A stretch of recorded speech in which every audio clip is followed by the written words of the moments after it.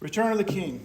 As I thought about being king, I gave a speech one time on taxes, and at the end of it I said, if I was king of the IRS, this is what I would change. And I went through some really wise things, that changes that need to be made. They were just brilliant, absolutely brilliant. And afterwards, I was shocked at the people that came up to me and disagreed with me. I'm like, really? I don't understand. Of course, they didn't know taxes as well as I do, so that's probably the reason. But wouldn't it be great to be king? Think about all the nonsense in the world. You're just like, no more. And change laws that are ridiculous. You could, appoint people to the positions of power that are really qualified. And as you go through so many things in government, it's decided by politics and committees, and just everything seems to be a mess. It doesn't matter who the president is. Everything just seems to be such a mess. Good to be king. You can make the laws you want. You can do away with all the ridiculous stuff. There's a good chance you'd be rich. Seems all our politicians go to Congress and they become really rich within a few years. You have respect. Hopefully it's earned respect because you're doing a good job as king and you're doing the right things. There's also a fear. That people with respect comes fear. And hopefully you've earned that justly. That people know that they cannot cross the king.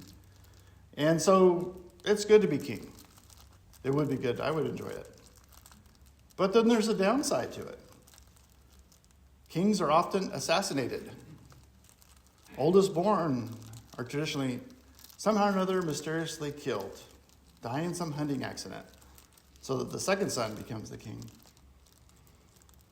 Elon Musk, I don't know if you ever listen to him talk, but it seems like every time I hear him talk, he says, I am not suicidal. At no point in my life will I commit suicide. Now, why does he say that? Well, because of all the people that are connected to politics that mysteriously commit suicide. You get people that they commit suicide, but their body was obviously moved into the location, and that's okay. I don't know how that happens. So he feels the need to say, I will never commit suicide. I am mentally very healthy. I'm feeling really good. He spends hundreds of thousands of dollars a year on security. And it's not just Elon. It's anybody that's famous. Anybody that's controversial has to spend a lot of money. Maybe millions of dollars on security. So there's always that fear. There's the downside. But there's also the downside of responsibility to the people. Somebody that's going to be a good king, a good leader, has to have a responsibility to the people, which is greater than our desire, which is greater than what we want to do, what we feel.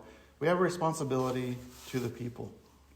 And as I thought more about this, there are times in our life when things happen and it's hard on us, and to kind of give a story or something to think about.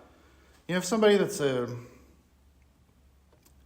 a young bride, and suddenly she becomes a widow, and she has 2 little kids. Her husband's just, killed. And she wants to grieve. I'm sure she'd want to fall apart and cry and hide in her room for days. But she has 2 little kids. Kids got to eat. You got to get up. You got to fix food for them. You got to take care of them. You got to make sure they're bathed. You got to make sure that they're dealing with the loss of their father.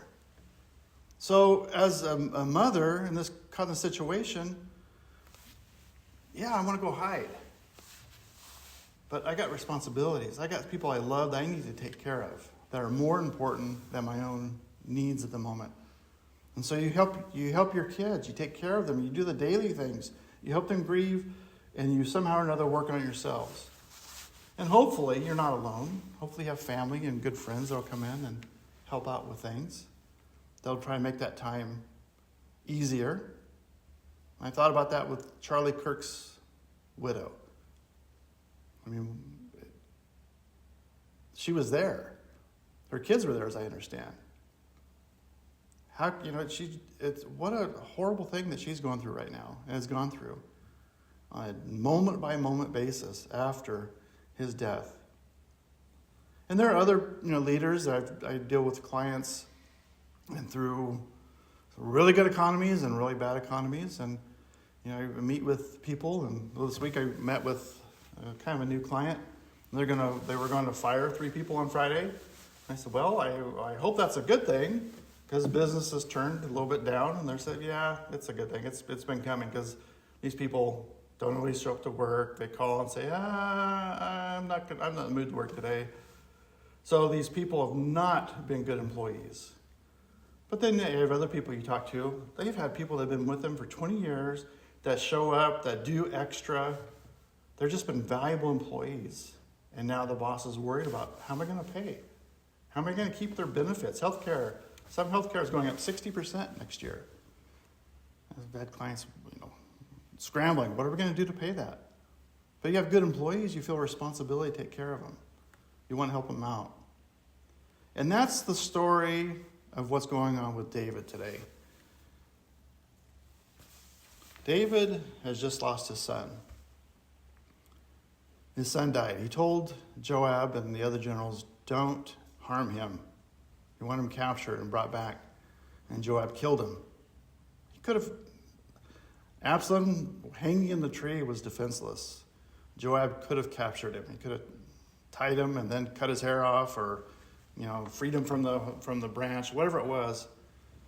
So David went into mourning over the loss of his son, the death of his son. And it says... in the last verse of 18, it says, then the king was deeply moved and went up to the chamber over the gate and wept. And as he went, he said thus, O my son Absalom, my son Absalom, my son Absalom, if only I had died in your place. O Absalom, my son, my son. Words that were said with bitter tears. His son just died, and he was grieving. And before he returns, David has to resume his role as king. And so that's what we're going to look at today. Is David going through these emotions? Because David is a man, he's a human, like us, who has to struggle, who has to fight, who has to do what they can to do what's right, even when it's not convenient. So we're going to look in the first 4 verses here in chapter 19.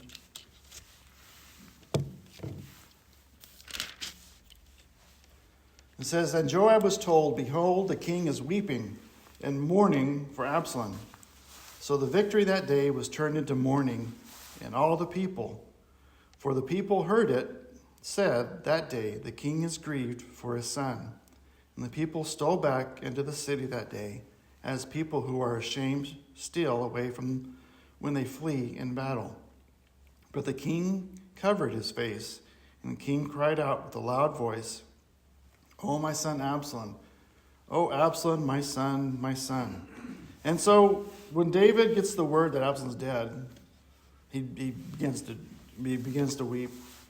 And this army who had just defeated the enemy, Absalom wasn't their son. Absalom was the enemy. Somebody that was going to try to kill them and to kill their king, the one that they're loyal to. And as they went out to battle, it seemed like the battle was swiftly won.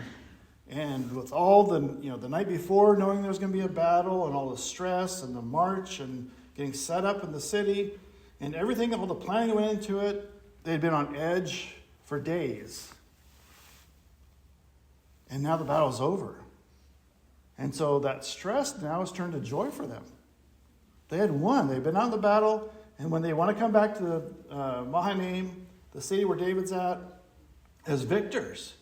And as they went out to battle and paraded before their king, and he was waving to them and giving his blessing and encouraging them, they wanted to come back and have the king stand on the wall and wave to them in the distance. And as they came into the city, he would cheer and he would clap and he would do whatever kings did to say thank you to this army that had just defeated his enemy. But they found out David was mourning. So because they're loyal to him, they turned their joy into mourning, and they began to weep. And they began to feel the sadness. And they came into the city, it says, as somebody that returns who has stolen from a battle. So they would sneak into the city as if, people would go out and pillage from the dead bodies and take things, steal the spoil that wasn't theirs, and try to sneak back into the city unseen. They came back with their heads down, no parade. They just came in probably little groups into the city with no thank you, no reward, not feeling the joy of victory. And David kept his head covered and continued to cry for his son. And so the people, I'm sure, were confused. They had mixed emotions. Here they felt the joy of the victory, but yet the mourning because of their king. They celebrate, and to celebrate seemed right, something they should do. They risked their lives. They literally risked their lives to fight for David, and now there's no gratitude, there's no thanks. They come back in feeling empty from the battle that they had just won. And so David is going through this emotion. He's a grieving father.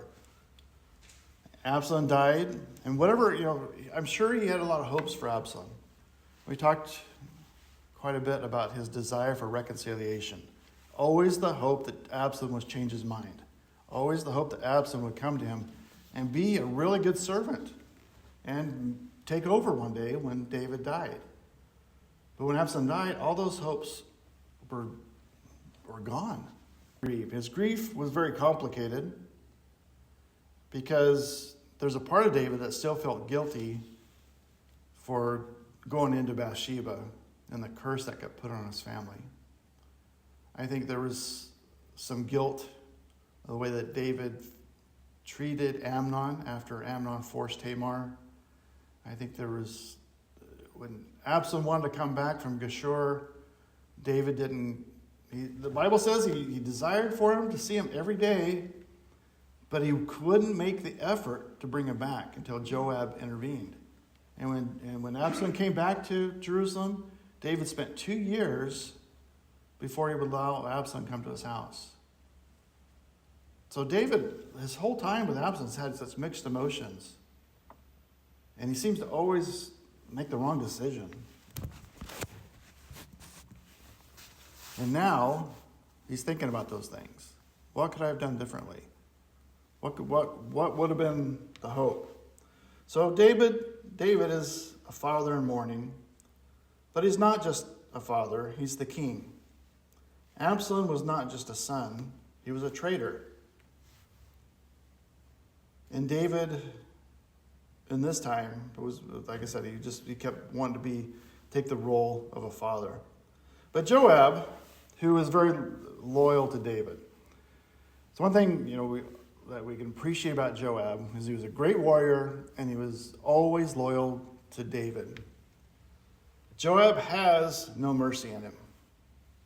He carries out what he thinks is right, and he does it. He killed Absalom, even though David told him not to. He killed Abner, even though David told him not to. He's just full of vengeance. And that's the things that I don't like about him.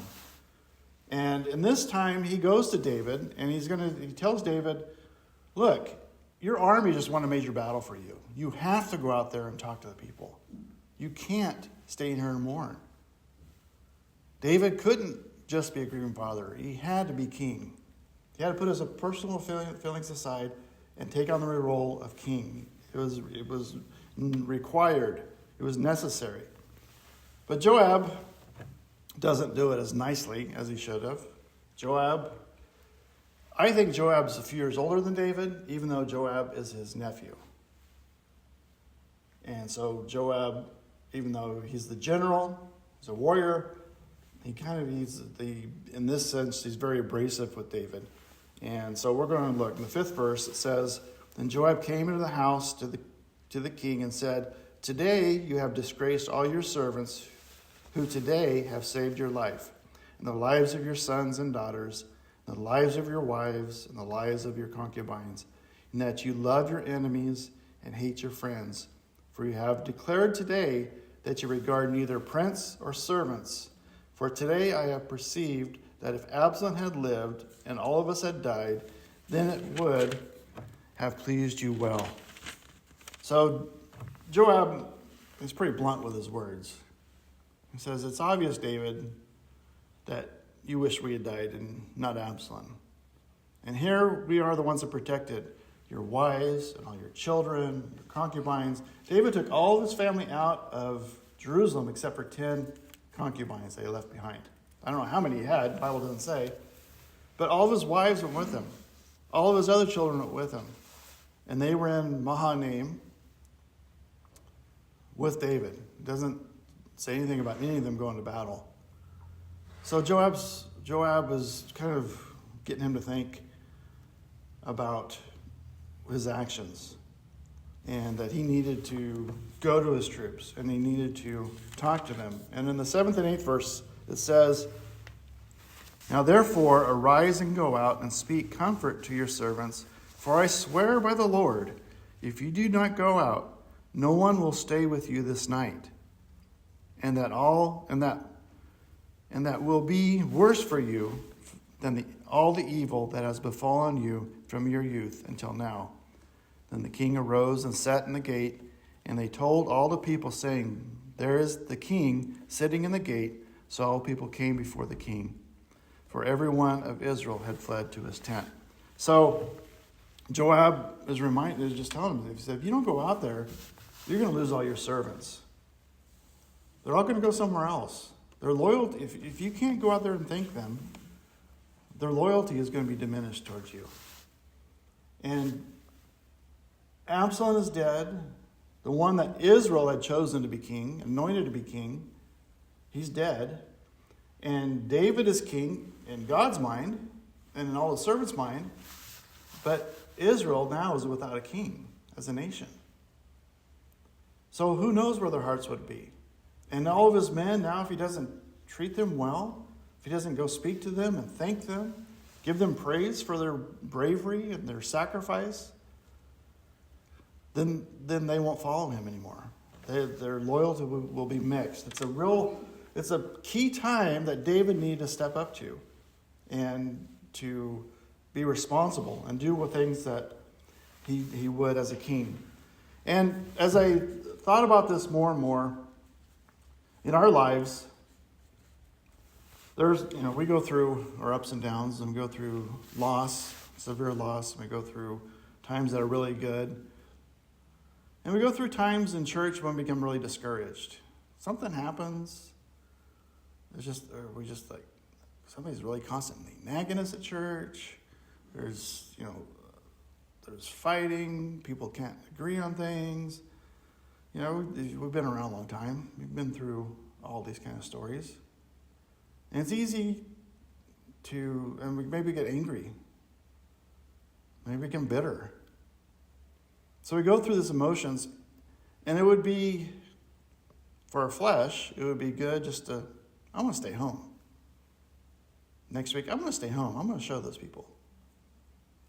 Or, no, I'm not going to teach today. I'm going to show up to church, and I'll go up there, and I'll just tell some bad jokes, and I did not study and not prepare for my lesson because I'm mad, or I don't like something that's going on.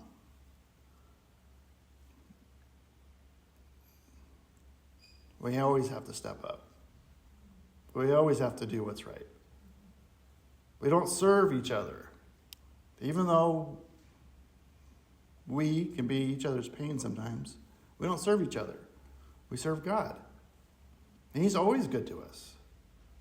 He always does the right thing by us. And we serve him. There are times when people have been called to move away from families, move away from friends. There are many times in history where the service to God has become a division in families, in marriages, in parents and their children. There's been times in the world where people have had to pack up whatever they have and move to a different country because they were going to be killed if they stayed. They've lost everything. They've suffered and lost everything. And the disciples asked Christ about that. What about us that have given up families and houses and all that? And Christ says in Luke 18 that for those that are sacrificed for me, I'm paraphrasing now, will receive more in this life and in the next life to come, basically is what he says. He says, I recognize that. I know that. And I'm going to bless you in this life and in the life to come. But he requires us always to step up and take our responsibility. Because we are kings. We're kings and we're priests. We have responsibility as such. And when you go to Starbucks, you're not going to get free coffee. You can go there tomorrow and say, I'm a king. And they're going to say, okay, well, it's still $17 for your triple latte, extra oat milk, twist, half calf, half whatever, with a splash of almond milk. You don't get anything free, but there's a responsibility that we have to follow to the Lord, and we have to serve him. So David recognized this, heard what Joab said. He got up and he went and talked to his people.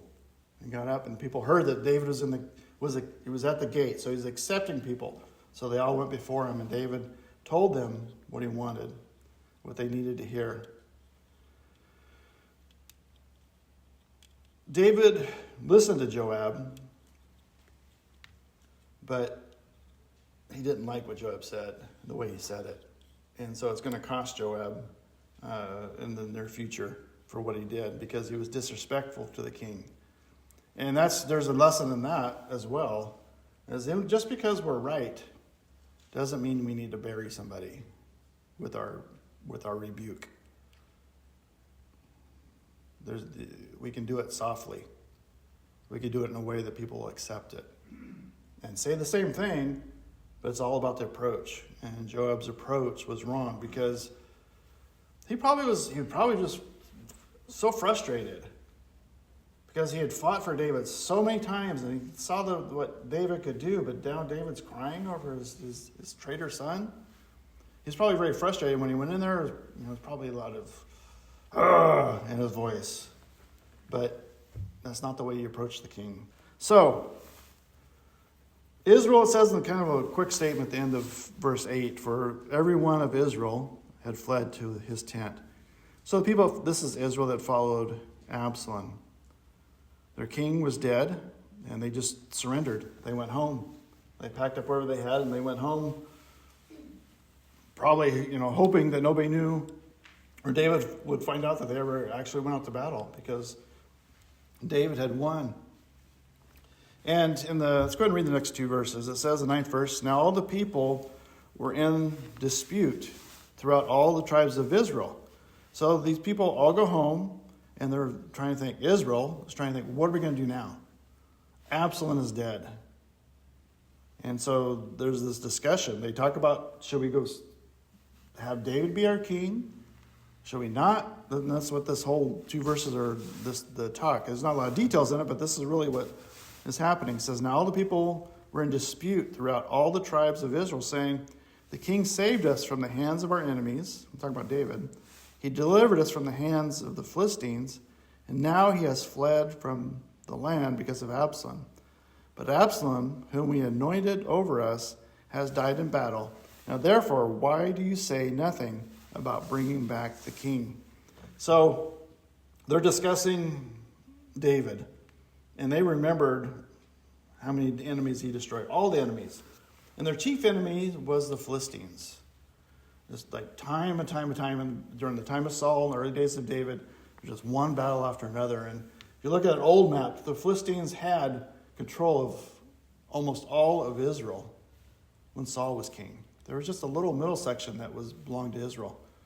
Well, by the time David is into his king, being reigned as king, the Philistines had this little bitty circle, and Israel owned the rest. And they defeated the Edomites and the Moabites and Ammonites and everybody else.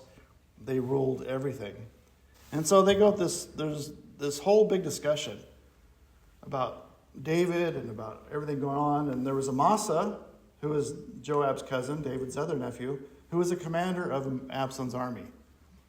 He could have been, he would have, if he would have declared himself as king, there would have been a lot of people that said, yeah, he's the right person for it. He was the soldier, he's the cousin, he's family, we'll make him king. And there was still a lot of people from Benjamin that thought, one of us should be king. Saul was king, somebody in his family should be king. Some cousin, somebody, some distant relative, Benjamite. There was this kind of like quarrel. But they all come down to deciding that David's the one. And they all say, why haven't we reached out to David? Why haven't we done anything? 11th verse, it says, so King David sent to Zadok and Abiathar, the priest, saying, speak to the elders of Judah, saying, why are you the last to bring the king back to his house? Since the words of all Israel have come to the king, to this very house. So the only tribe that doesn't reach out to David after this battle is Judah, his own people.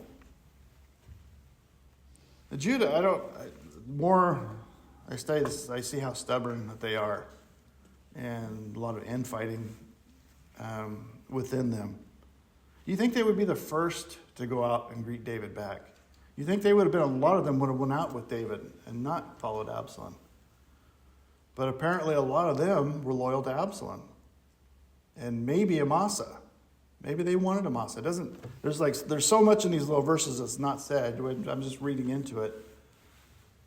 But so David sends word to the two high priests saying, go talk to them. Why are the only ones that haven't reached out? And he says in the 12th verse, you are my brethren. You are my bone and my flesh. Why then are you the last to bring back the king? And say to Amasa, this is the high priest, say to Amasa, are you not my bone and my flesh? God do so to me, and more so, if you are not commander of the army before me continually in the place of Joab. So he swayed the hearts of all the men of Judah, just as the heart of one man, and they sent the word to the king, return, you and all your servants. So there seems to be some loyalty to the tribe of Judah with Amasa, who's also was in the house of Jesse. And so David remembers what Joab did and decides he's going to make Amasa the new general. He's going to get rid of Joab and make Amasa the new general. And that pleases Judah. So now Judah says, okay, we want you back as king. And they go out. And, of course, now that they've decided that, they go out and they go the farthest to meet David. They go across the Jordan River to bring him through the river and then back. I think they want more of the show now that they've decided to do this. But Joab is out. I think because of the way he spoke to David. But also, David told him, don't kill my son. Don't harm him. And Joab did what Joab thought was right. And so, because of that, Joab is out as the chief general. Amasa is going to be in. Even though Amasa was the chief general for Absalom. I think David must have known him well enough and trusted his loyalty that he was going to put him in charge. So he's going to be the commander. And in the 14th verse, it says, let's read it again. So he swayed the hearts of all the men of Judah, just as the heart of one man. So they sent the word to the king, return and all your servants. So now Israel is united in wanting David back. Thankfully, in this story, David is able to step up, become king. Even though as a father, he wanted to grieve. When he saw it was necessary, he stepped up and returned as king and came back to Jerusalem. I hope you enjoyed today's lesson. Please do me a favor and like the video, share it with someone who will enjoy it, and subscribe to the channel. God bless.